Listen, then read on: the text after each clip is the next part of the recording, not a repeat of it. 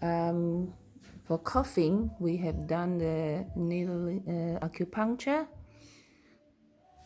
on the arm, forearm, and as well as the, the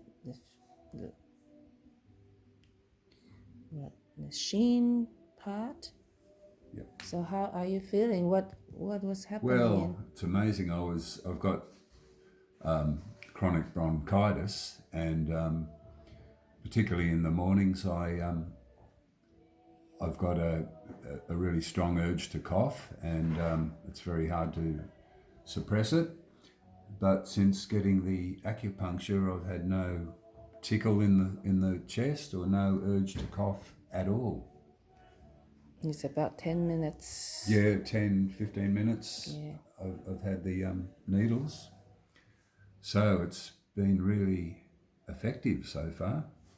Yeah, we're gonna leave a little bit longer, and then we can remove the needle.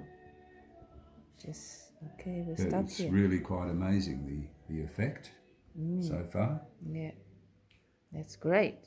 Okay. Thank you, Lily. Thank you.